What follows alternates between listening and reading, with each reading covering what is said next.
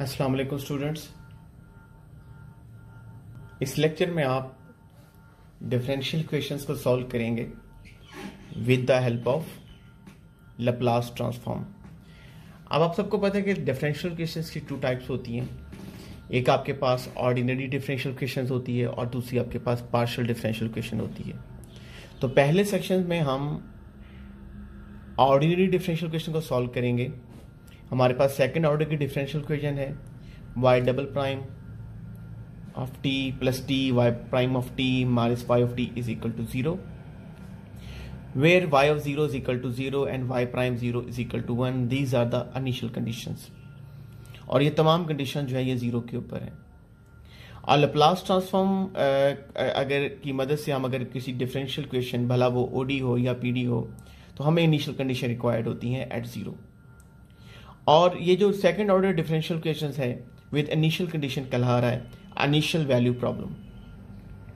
अब हम करेंगे क्या, अब हमारा जो फर्स्ट स्टेप होगा we will take the Laplace transform of both sides. तो ये हमारे पास होगा Laplace of y prime at t plus Laplace of t y prime of t minus Laplace of y of t and the right hand side is Laplace of 0 और Laplace of 0 हमारे पास 0 होता है। अब लैप्लास ऑन डेरिवेटिव आप start में बढ़ चुके हैं। लैप्लास ऑन डेरिवेटिव क्या होता है? y डबल प्राइम के ऊपर जब आप लैप्लास लगाएंगे तो सबसे पहले आएगा s स्क्वायर और साथ में होगा कैपिटल y ऑफ s। ये capital y of s basically y of t का लैप्लास है। और उसके बाद आपके पास नेगेटिव साइन होगा, s की पावर कम कर देंगे, ये आपके पास होगा y ऑफ 0 और s की पावर मजीद कम होकर 0 यानी कि 1 रह जाएगा और साथ में आएगा y प्राइम एट 0। अब ये केला y अगर जो दूसरी टर्म है जिस पर लैप्लास लग रहा है ये केला y प्राइम ऑफ t नहीं बल्कि साथ में t भी है। तो t की वजह से आपको कुछ एक्स्ट्रा प्रॉपर्टी लगानी पड़ेगी क्योंकि t की पावर 1 है तो यहां पे लगेगा -1 की पावर 1 और होगा फर्स्ट डेरिवेटिव। और आप किसकी लैप्लास लेंगे? आप y प्राइम ऑफ t की लैप्लास लेंगे और यहां पे लिखा जाएगा Laplace of y prime of t minus Laplace of y of t आपके पास होगा कैपिटल y ऑफ s और राइट साइड पे आपके पास 0 होगा। जैसा कि आपको बताया है 0 की जो लैप्लास होती है वो आपके पास 0 होती है। मैं इसको दोबारा से लिख रहा हूं s के capital y of s minus s y of 0 minus y prime at 0 minus the first derivative और y प्राइम की लैप्लास आपके पास क्या होगी? s y of s minus y of 0 और negative y of s is equal to 0। अब कुछ values हम क्योंकि कंडीशन हमारे पास दी हुई है अब नोट कर रहे हैं ये सारी जो कंडीशन हमें रिक्वायर्ड होती हैं ये 0 पे रिक्वायर्ड होती हैं। अब y ऑफ 0 हमारे पास क्या है? 0 है। तो फर्स्ट टर्म तो एज इट इज होगी s square capital y of s। y of 0 हमारे पास 0, ये टर्म वानिश कर जाएगी। y प्राइम 0 हमारे पास क्या होगा? y प्राइम 0 हमारे पास होगा 1 तो यह आ जाएगा -1। उसके बाद होगा minus the first derivative s y of s और y प्राइम 0 हमारे पास क्या है? 0 और यहां पर होगा minus y of s is equal to 0। तो s square y of s -1 पहले हम डेरिवेटिव लेंगे, product rule of derivative apply होगा। s स्क्वायर हमारे पास s हमारे पास as it is y of s का derivative y prime of s हमारे पास होगा। इसके बाद y ऑफ s हमारे पास वैसे ही और s का डेरिवेटिव हमारे पास 1 minus y of s is equal to 0। आप इसको कुछ अरेंज करते हैं। s square y of s -1 minus s y prime of s plus y of s. ये प्लस वाई ऑफ एस जो होगा ये basically negative y of s होगा, बिकॉज बाहर नेगेटिव साइन है। Minus y of s is equal to 0। अब हम ऐसा करते हैं कि इसमें जहां जहां आपके पास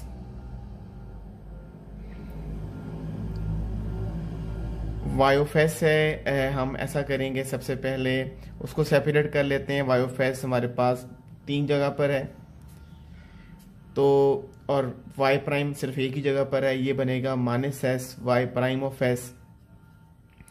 इसके बाद प्लस का साइन लिखते हैं, तो वाई ऑफ एस के साथ एक हमारे पास एस स्क्वेयर आ रहा है, और ये आपके पास -1 और -1 बनेगा -2, और कॉमन हम लेंगे वाई ऑफ एस, और माइनस यहाँ हमारे पास होगा -1 इज इक्वल टू 0। तो आपने लाइक टर्म्स को जो है वो एक साथ लिख लिया है। अब इसके बाद आप नोट करें कि ये फर्स्ट ऑर्डर की डिफरेंशियल इक्वेशन आपको बनती हुई नज़र आ रही है। और दूसरी बात ये है, ये इक्वेशन हमसे सेपरेबल भी नहीं है, तो इसका मतलब है ये लीनियर टाइप की लीनियर डिफरेंशियल इक्वेशन हमें ये दिखाई दे रही है। हम माइनस एस से डिवाइड करते हैं, ये हमारे पास होगा y prime of S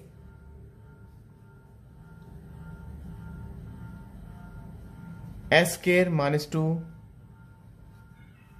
over minus S.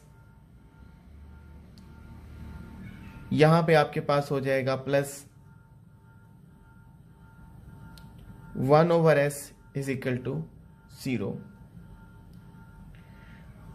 और इसके साथ आपके पास सेकंड टर्म के साथ आपके साथ आएगा वाई ऑफ एस होगा, और y prime of s minus s square -2 over s y of s equal होगा -1 ओवर एस के। अब स्टूडेंट ये आप देखें कि this is a linear differential equation, और इसका फॉर्मेट क्या है। लीनियर डिफरेंशियल इक्वेशन इस फॉर्म में होती है y prime plus p of x y is equal to f of x. अब यहाँ पे जो इंडिपेंडेंट वेरिएबल है वो हमारे पास s है, और जो डिपेंडेंट वेरिएबल है वो हमारे पास कैपिटल Y है। तो इस ऐसी डिफरेंशियल इक्वेशन को सॉल्व करने के लिए हमने इंटीग्रेटर फैक्टर्स हमने बनाना होता है, और हमने डिफरेंशियल इक्वेशंस को बनाना होता है एग्जैक्ट। जब हम लेफ्ट हैंड साइड हमारी एग्जैक्ट हो जाती है, बेसिकली हम लेफ्ट हैंड साइड को एग्जैक्ट बनाते हैं, और जब हमारी लेफ्ट हैंड साइड एग्जैक्ट बनाने का मतलब ये है कि exact left hand side is a total derivative of some function. तो किसी भी आपने एक्सप्रेशन को एग्जैक्ट बनाना है तो आपको उसको मल्टीप्लाई करना होता है उसके इंटीग्रेटेड फैक्टर से। तो आप इंटीग्रेटेड फैक्टर जो है हम बनाएंगे, और फिर डिफरेंशियल इक्वेशन को इंटीग्रेटेड फैक्टर से मल्टीप्लाई करेंगे। मैं इक्वेशन को रीराइट कर रहा हूं, y prime at s minus s square -2 over s capital y of s is equal to -1 over s. यहां पर जो पी ऑफ एस है वो आपके पास है 2 minus s square over S, और हम इसको लिख सकते हैं 2 ओवर एस माइनस एस। तो सबसे पहले पी ऑफ एस को हम इंटीग्रेट करेंगे विद रिस्पेक्ट टू एस, तो ये आपके पास बनेगा 2 over S minus S. 1 over S की इंटीग्रेशन आपके पास लॉग ऑफ एस होती है, तो ये 2 लॉग ऑफ एस होगा, और एस की इंटीग्रेशन एस स्क्वायर ओवर 2, और इंटीग्रेटेड फैक्टर आपके पास का फॉर्मूला होता है e raise to integral p of s d s. वहाँ पे p of x d x होता है क्योंकि इंडिपेंडेंट वेरिएबल एक्स होता है, मगर यहाँ पे जो इंडिपेंडेंट वेरिएबल है वो एक्स नहीं है बल्कि एस है। तो ई पावर क्या होगा 2 log of s minus s square over 2। तो इसको हम सेपरेट करते हैं, ई 2 आपके पास लॉग एस स्क्वायर बन जाएगा, यहाँ पे t e power log s square, ताकि हमारी सिंप्लीफिकेशन आसान हो जाए। और e raise to minus s square over 2 को हम अलग लिख देते हैं और ये बन जाएगा s square e raise to minus s square over 2। अब हमने करना क्या है, अब हमने जो डिफरेंशियल इक्वेशन हमारे पास 1 है इसको हमने इंटीग्रेटर फैक्टर से मल्टीप्लाई कर देना। 1 मल्टीप्लाई बाय इंटीग्रेटर फैक्टर आपको क्या मिलेगा, 1 implies that y prime of s into s square e power minus s square over 2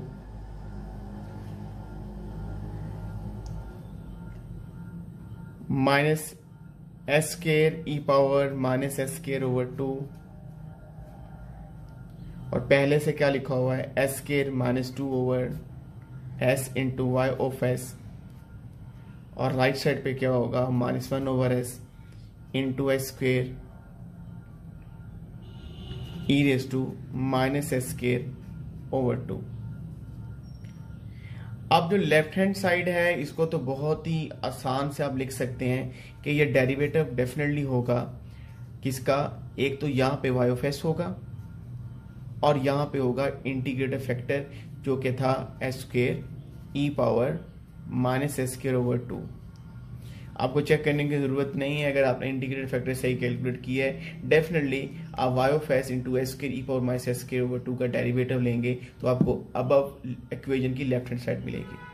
और राइट हैंड साइड में क्या है, सिंप्लीफिकेशन के बाद minus s e raise to minus s square over 2। अब definitely left hand side derivative है और right hand side without derivative है, तो आपने क्या किया लेफ्ट हैंड साइड को एग्जैक्ट बना दिया, left hand side has become the derivative of some function. अब आप दोनों तरफ इंटीग्रेट करोगे विद रिस्पेक्ट टू एस, तो यहां पे आपके पास होगा y of s s square e raise to क्या होगा माइनस एस स्क्वायर ओवर 2 और ये आपके पास होगा e raise to minus s square over 2 into minus s d s. y of s into s के e power minus s square over 2 आपके पास क्या होगा, अगर आप नोट करें जो इंटेग्रेंड है ये डेरिवेटिव है किसका, e power minus s square over 2 का। कैसे, जब आप e raise to minus s over 2 का डेरिवेटिव लोगे तो e raise to minus s over 2 तो वैसे ही आ जाएगा और माइनस एस स्क्वायर का डेरिवेटिव क्या होगा -2s और डिवाइड आप किससे हो रहा है 2, तो ये क्या बनेगा -s। तो ज्यादा बेहतर है कि आपने इसको डेरिवेटिव की फॉर्म में लिख लिया है। आप इंटेग्रल और ऑपरेटर और डेरिवेटिव ऑपरेटर जो होंगे एक दूसरे को कैंसिल कर देंगे। अब हमारा नेक्स्ट हमारे पास आएगा y of s into s square e power minus s square over 2 और integral operator derivative operator cancel होने के बाद e is to minus s square over 2 हमें मिलेगा और plus c constant of integration. अब हमने c को पार्टिकुलराइज करना है। आपको लास्ट लेक्चर में मैंने एक रिजल्ट करवाया था, limit s approaches to infinity capital f of s is equal to 0। एक बात याद रखिएगा, मैं उसी रिजल्ट को रिपीट कर रहा हूं। अगर आप एक फंक्शन आपके पास s में है और आप उस पर limit s approaches to infinity apply करते हैं, अगर आपका रिजल्ट या तो 0 के अलावा होता है या अनडिफाइन हो जाता है, तो याद रखिएगा वो कैपिटल f ऑफ s किसी भी फंक्शन की लैप्लास ट्रांसफॉर्म नहीं होगी। अब यही रिजल्ट यहां पर हम अप्लाई करेंगे और सी को हम सी फाइंड आउट करेंगे। हम लिमिट अप्लाई कर देंगे दोनों साइड पे, limit s approaches to infinity this is y of s into s square e power minus s square over 2 और यहां पर भी होगा limit s approaches to infinity e power minus s square over 2 और साथ में आपके पास होगा प्लस आपके पास होगा c। और जब लिमिट हम लोग यहां पर अप्लाई करेंगे हमारी लेफ्ट हैंड साइड भी 0 होगी क्योंकि यहां पे f ऑफ s से मराद y ऑफ s है। Limit s approaches to infinity के बाद ये वाली टर्म भी आपके पास 0 हो जाएगी क्योंकि e raise to minus infinity is 0 और आपका c की जो वैल्यू आपके पास होगी c आपके पास मिल जाएगा 0। अब y ऑफ s आपके पास क्या है, अब y of s into s square e power minus s square over 2 is equal to only s square over 2 because c is 0। अब y ऑफ s क्या आपके पास होगा, e raise to minus s over 2 और e power minus s over 2 दोनों side पे cancel होकर यहाँ पे रह जाएगा 1 over S square. Class Laplace transform से भला ओडी सॉल्व करनी हो, भला डिफरेंशियल इक्वेशन सॉल्व करनी हो, भला वो ओडी हो, भला वो पीडी हो, और भला आपने उसको इंटीग्रल इक्वेशन सॉल्व करनी हो, सारों का तरीका सेम है।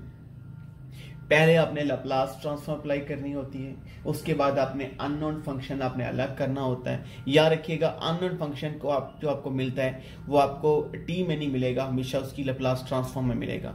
और एंड में आपने क्या करना होता है, लैप्लास इनवर्स अप्लाई करना होता है। जब लैप्लास इनवर्स लेंगे y of s, this is the Laplace inverse 1 over s square, तो y ऑफ s की लैप्लास इनवर्स आपके पास क्या होगी, y ऑफ s की लैप्लास इनवर्स आपके पास होगी y ऑफ t, और 1 ओवर s स्क्वायर किसका लैप्लास ट्रांसफॉर्म है, ये t का लैप्लास ट्रांसफॉर्म है। तो student you have calculated the solution of the differential equation and which is the y of t is equal to t।